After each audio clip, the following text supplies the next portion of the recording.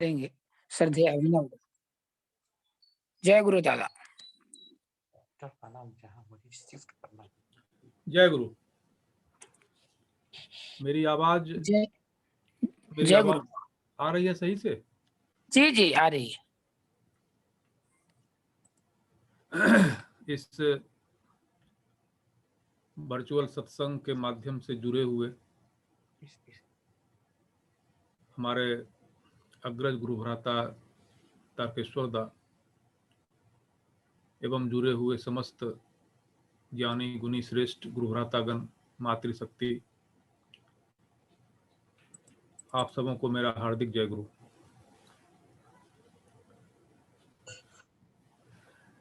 इष्ट चर्चा के अंतर्गत कुछ चर्चा करने का निर्देश मिला है।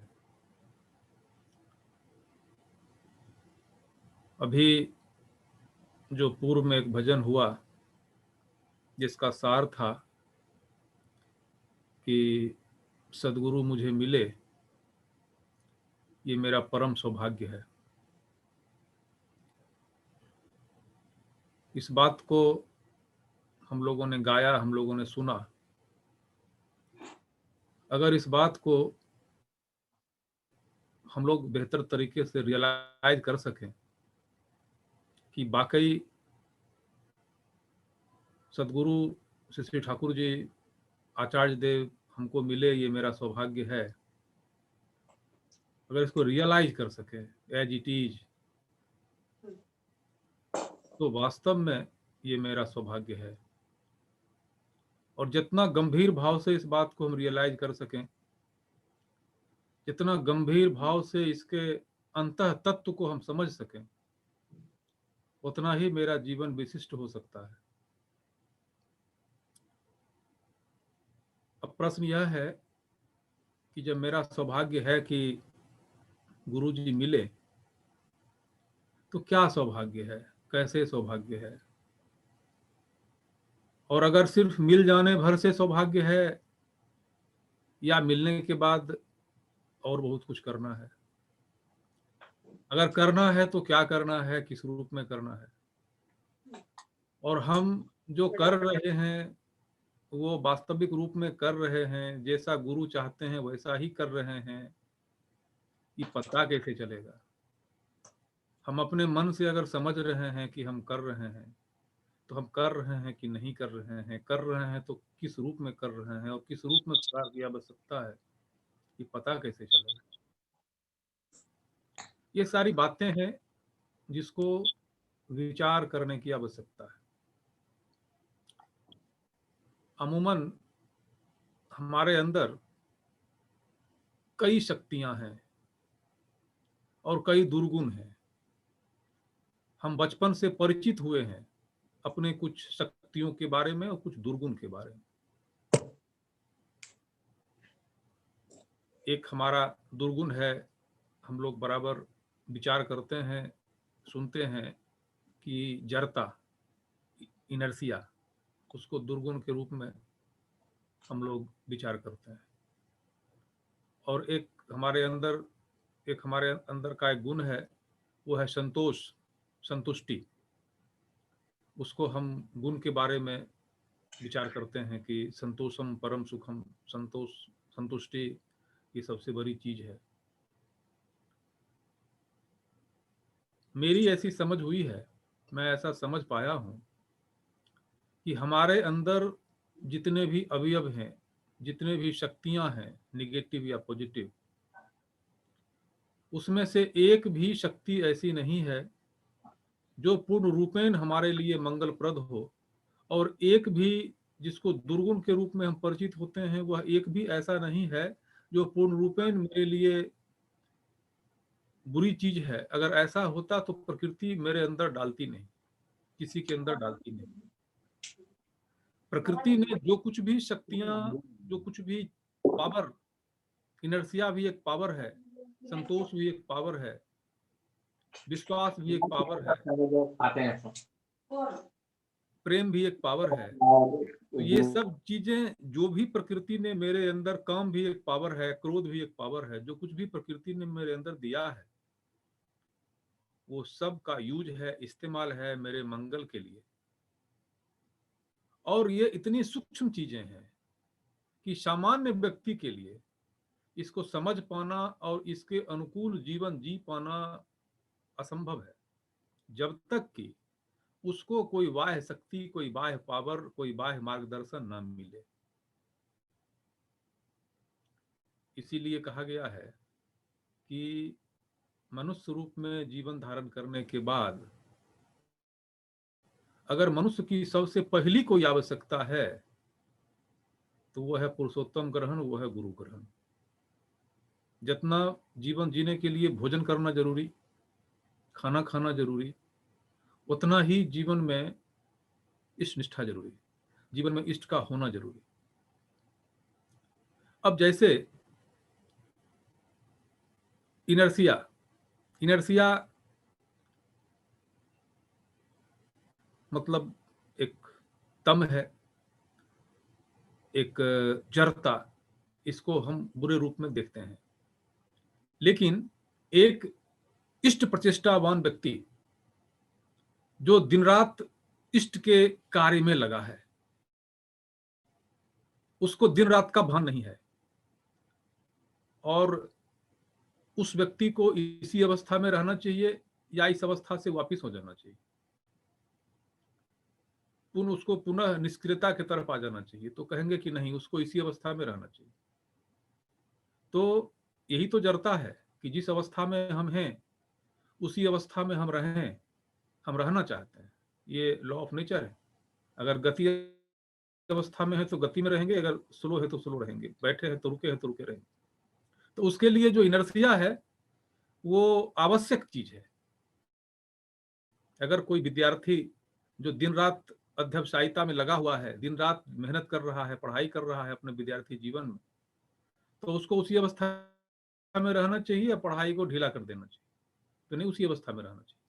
तो यहाँ तो जड़ता अच्छी चीज है, यहाँ तो चर्चा बुरी चीज नहीं है।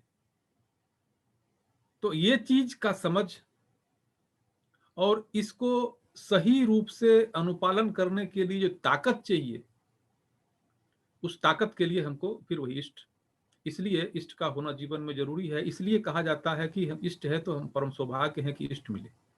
जो बैलेंसिंग पावर जो हमारे जीवन में है, इष्ट छोड़ के दूसरा कोई नहीं हो सकता है जो हमको प्रकृत रूप में प्रॉपर बैलेंस कर सके। अब एक शब्द है संतुष्टि।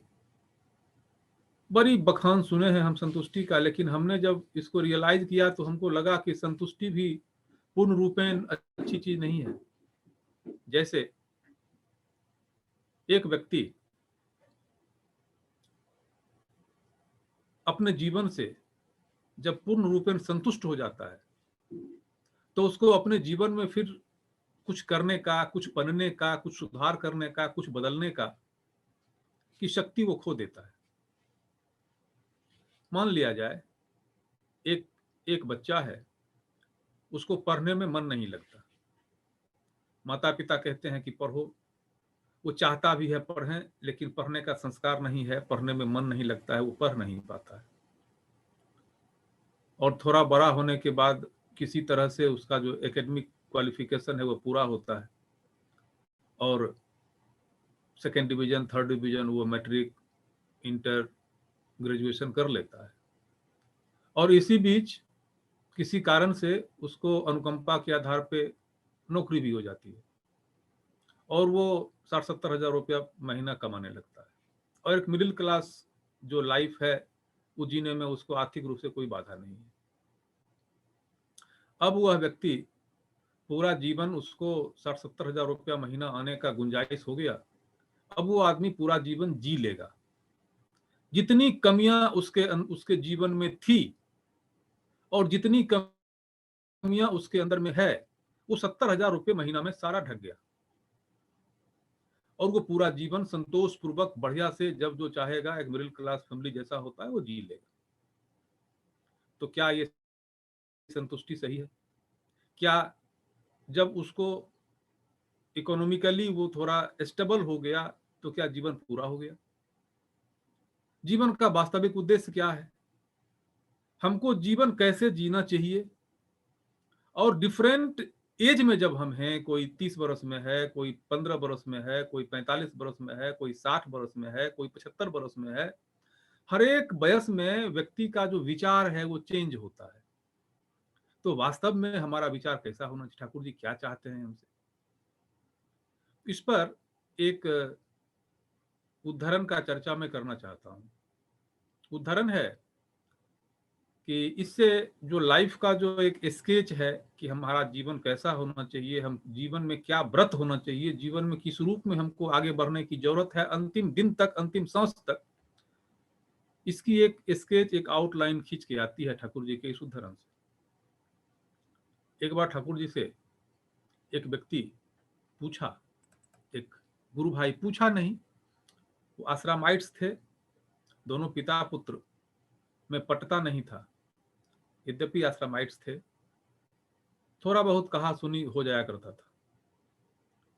तो जो पुत्र था वो पिता की कुछ शिकायत लेके ठाकुर जी के पास पहुंचा कि पिताजी का ये सब तौर तरीका है जो गलत है। तो शिष्य ठाकुर ने कभी अकेले में उस बुजुर्ग गुरु भाई से ठाकुर ने पूछा, आलोचना प्रसंग में इसका उदाहरण है, कि ये सब जो गलतियां हैं ये आप क्यों करते हैं, तो ये तो ठीक नहीं है, आपके लिए भी ठीक नहीं है, और क्यों आपको नोक झोंक होता है आपके पुत्र से। पुत्र को भी जो कहना था ठाकुर ने कहा, वो समयाभाव के कारण उधर हम ज्यादा डिटेल में जाना नहीं चाहते हैं। तो उस गुरु भ्राता ने ठाकुर जी से कहा कि ठाकुर, मेरी उम्र अब काफी हो चुकी है, अब कितना दिन जिएंगे, 2-4 साल जिएंगे, वो हमेशा मेरे पीछे पड़ा रहता है, वो अपना सुधार करे, अपना जीवन को बेहतर करे, अपना ठीक करे, अब हम बेहतर करके क्या करेंगे, अब तो हमको जाना है, अब तो जो हो गया सो हो गया। ये भी सेटिस्फेक्शन है, संतुष्टि है कि जो हो गया सो हो गया, अब करने की जरूरत नहीं है, बहुत हो गया। जैसे ठाकुर जी बोले कि क्या आप जानते हैं कि और कितना दिन आप जिएंगे, और आपकी बात ही मान लिया जाए 2-4 साल ही और जिएंगे, तो 2-4 साल जीना क्या आसान है। और मान लीजिए कि 2-4 साल आप जैसे पूरा जीवन जिए वैसा 2-4 साल और आपने जी भी लिया, तो क्या लेकर जाएंगे, जो लेकर जाएंगे वही लेकर आना पड़ेगा। ये बात हम लोग पढ़ लेते हैं और सुन लेते हैं, और इसके मुझे लगता है कि इसकी जो गंभीरता है, इस उदाहरण की जो गंभीरता है, इसकी जो इसके अंदर का जो अंतर्निहित तत्व है, उसको थोड़ा मनन करने की आवश्यकता है। आखिर ठाकुर जी किस चीज की तरफ इंगित कर रहे हैं कि क्या लेकर जाओगे, जो लेकर जाओगे वही लेकर आना पड़ेगा।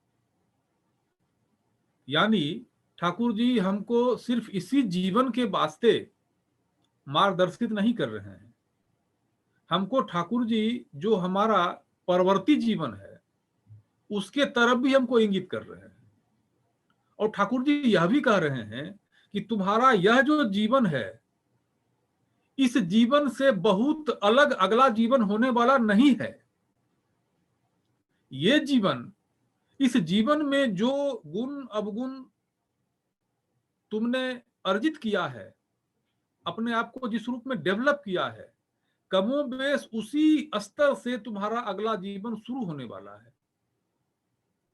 इसीलिए आज अगर तुमको लग रहा है कि चलो अब नौकरी मिल गई, अब कुछ करने की आवश्यकता नहीं है, जीवन बीत जाएगा, चलो अब 70 बरस हो गया, अब कुछ करने की आवश्यकता नहीं है, अब तो 80 बरस हो गया, अब तो 2-4-10 बरस में जाएंगे, तो अब बहुत कुछ करने की आवश्यकता नहीं है, अब जीवन को काट लेना है।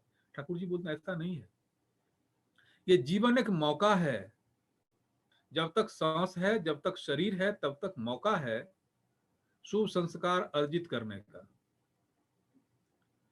अपने अंदर उन सारी खूबियों को, उन सारे गुणों को अर्जित करने का जिससे जीवन बेहतर होता है, अपने आप में वो बैलेंस लाने का जो मेरे अंदर जो अंतर्निहित शक्तियां हैं वो बैलेंस में आ जाएं, इतनी बैलेंस में आ जाएं कि कोई शक्ति की हर शक्ति का हम प्रॉपर इस्तेमाल कर सकें और उसका कोई दुष्प्रभाव मेरे ऊपर ना हो। इसके लिए ये जीवन मिला है। ये जीवन नौकरी करके मर जाने के लिए नहीं मिला है। तब तो जीवन काटना हुआ, जीवन जीना नहीं हुआ। जीवन जीने में और जीवन काटने में एक फर्क है। और तब तो जीवन जीने के लिए every day is a new life के थ्योरी पे चलना पड़ेगा कि आज का दिन हर दिन मेरे लिए महत्वपूर्ण है और आज हमने क्या किया अपने वास्ते। और अगर हम अपने वास्ते कुछ नहीं करेंगे तो हम देश एवं दस के लिए भी के वास्ते भी कुछ करने में सक्षम नहीं हो सकते। अपने वास्ते करने का मतलब धन इकट्ठा करना नहीं है। अपने वास्ते का मतलब है वही जो ठाकुर जी जिस तरफ इंगित कर रहे हैं कि तुमने क्या अर्जित किया। मान लिया जाए एक विद्यार्थी है और उसको पूरे विद्यार्थी जीवन में, मैं एक गंभीर बात की तरफ चर्चा कर रहा हूं, मेरे समझ से एक विद्यार्थी है और उसने अपने संपूर्ण विद्यार्थी जीवन में उसका करियर कभी अच्छा नहीं रहा। उसको पढ़ने का संस्कार नहीं था, पढ़ने में मन नहीं लगा और उसका विद्यार्थी जीवन पूर्ण हो गया।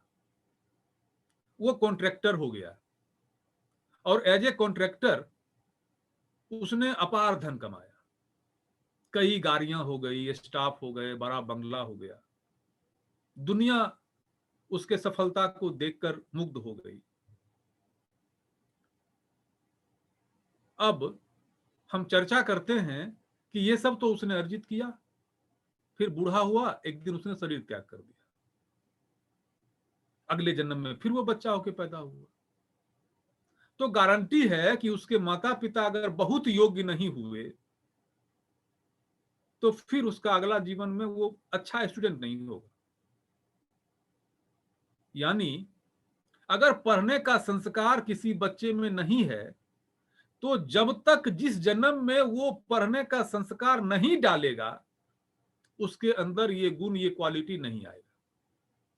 यानी अगर हम श्री श्री ठाकुर के संपर्क में आए और हमने जीवन को समझा, हम बड़भागी इसलिए भी हैं कि ठाकुर जी के संपर्क में आने के बाद ही हम जीवन को समझ सकते हैं। वास्तविक हमारा जीवन क्या है, ये जीवन का चक्र क्या है, ये जीवन क्या होता है, इसको तो आम आदमी समझ ही नहीं सकता। इतना बुद्धि परमपिता ने मुझे दिया ही नहीं है कि इस जीवन को हम बिना उनकी मदद के समझ सके, नहीं दिया है। जो हमारी बुद्धि है वो हमारा दैनंदिन का जो क्रियाकलाप है, कारोबार है, उतना ही भर सीमित है। इस बुद्धि का बहुत गर्व करने की आवश्यकता नहीं है। इस बुद्धि से उस चीज को नहीं समझ सकते, इसीलिए उस उनके प्रति गहरी निष्ठा रखकर ही, गहरा गंभीर विश्वास रखकर ही, उनको जीवन में केंद्र करके ही सिर्फ हम जीवन में सही पथ पर चल सकते हैं, अन्यथा नहीं चल सकते। तो हमको अगर इस जीवन में अगर हमको लगा कि चलो हमको पढ़ाई तो मेरा ठीक से नहीं हुआ, लेकिन हम दूसरे सोर्स से हम धन कमाने में सक्षम हो गए, लेकिन इस जन्म में हम इस संस्कार को अर्जित कर लेंगे। हम इतना शक्ति अर्जित कर लेंगे कि हम जब चाहें 2-3 घंटे हम पढ़ सके। हम भले कॉन्ट्रैक्टर है लेकिन हम 2-3 घंटे जब चाहें हम पढ़ सके।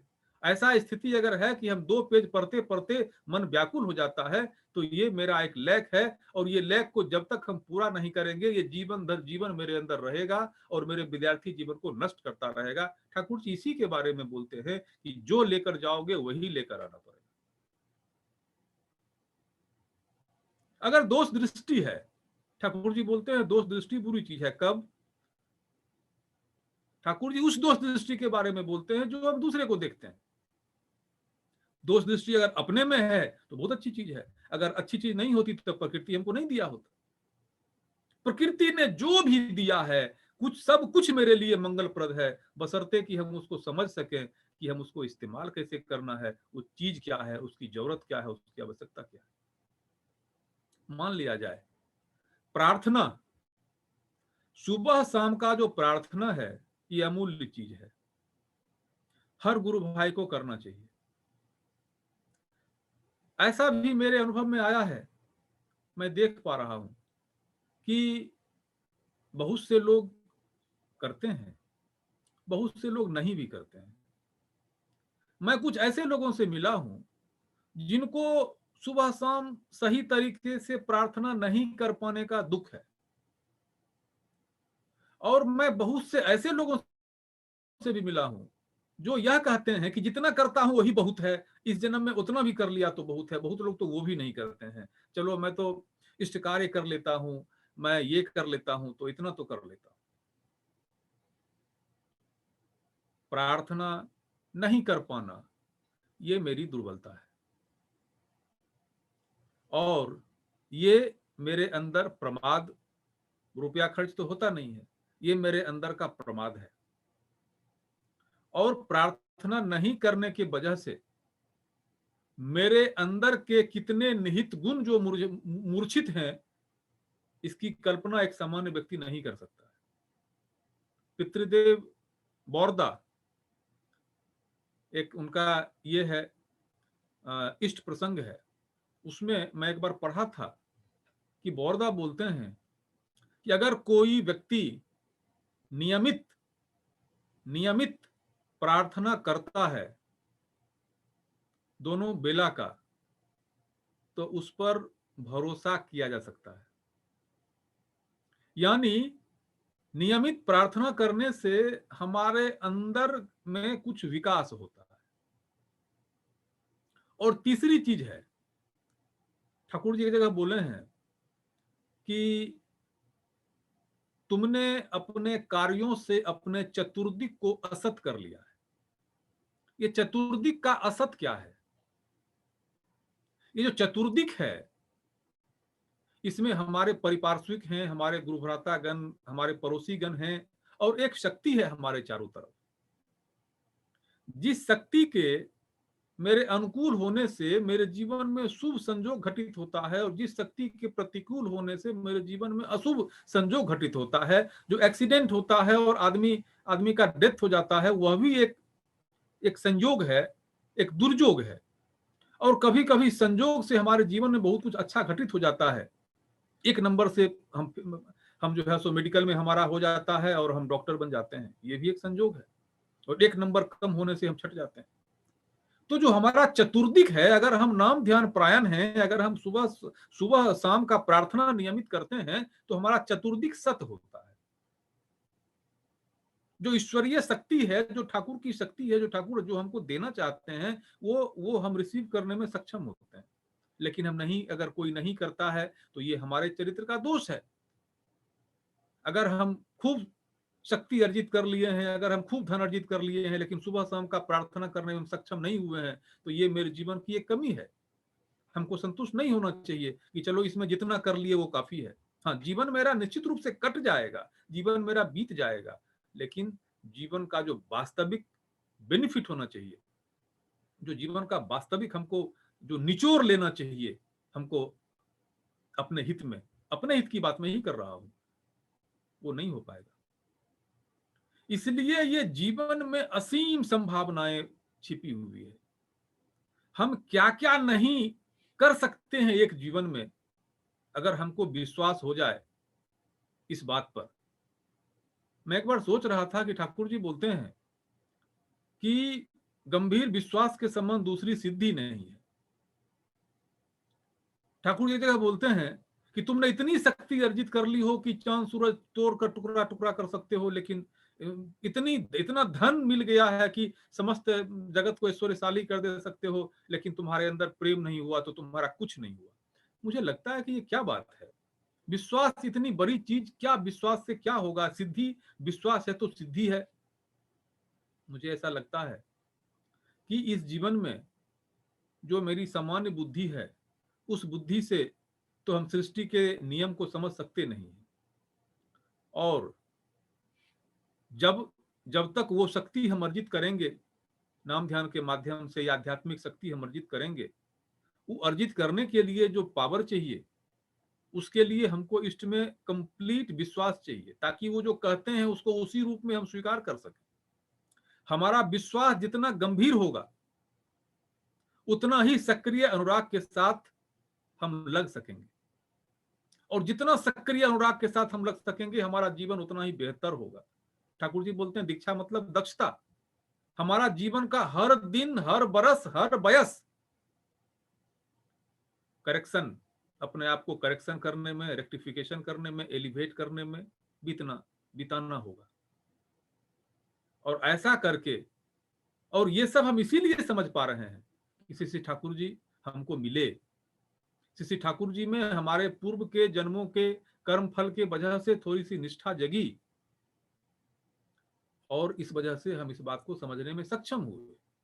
नहीं तो आदमी, सामान्य आदमी इन चीजों को ठाकुर जी के दया के बिना इन चीजों को नहीं समझ सकता। उसको सामान्य सा जीवन लगता है कि जीवन है, नौकरी चाकरी है, बिजनेस व्यापार है, पैसा आ रहा है, गाड़ी घोड़ा है, बढ़िया खाना खा रहे हैं, घूम रहे हैं, मन के अनुकूल काम कर रहे हैं, तो जीवन सुंदर है। लेकिन जीवन सुंदर नहीं है। मेरे अंदर अपने आप को जानने की आवश्यकता है। अपने आप को जानकर मेरे अंदर जो जो महत्व गुण हैं उनको संभालने की जरूरत है, और जो जो अवगुण है, जो हमारे लिए उसको जानने की आवश्यकता है, अवगुण है क्या, इसी जीवन में चाहे हम किसी भी वयस में हो, इसको दूर करने की आवश्यकता है ठाकुर के प्रेरणा से, ठाकुर के आशीर्वाद से। और इस व्रत में जितना हम पटु होते हैं, हमको ठाकुर जी का उतना आशीर्वाद मिलता है, और उतना ही हम जीवन में जो वास्तविक शांति, स्वस्ति, आनंद की कामना करते हैं, उसको हम प्राप्त करने में, उसको हम जीने में, उसको हम अर्जित करने में सक्षम होते हैं। इसीलिए हम कहते हैं कि ठाकुर जी मिले तो मेरा सौभाग्य है। इन्हीं शब्दों के साथ मैं अपनी बात को पूरी करता हूं। आप सबों के लिए परमपिता से प्रार्थना करता हूं कि आप सबों के अंदर परमपिता का प्रेरणा जगे, और जीवन को समान रूप से नहीं जीकर जीवन को एक व्रत के रूप में अपनी कमियों को नियंत्रित करने के लिए, अपने आप को और बेहतर बनाने के लिए हम लोग जीवन जी सकें। ऐसा प्रेरणा, ऐसा आशीर्वाद हम लोगों को प्राप्त हो। जय गुरु। जय गुरु दादा। बहुत ही सुंदर और सहज तरीके से अभी हम लोग श्रद्धेय अभिनवदा के माध्यम से हमारा जीवन कैसे दिन प्रतिदिन नियमित अभ्यास से ठाकुर को लेकर के सुंदर होगा, अद्भुत चर्चाएं सुन रहे थे।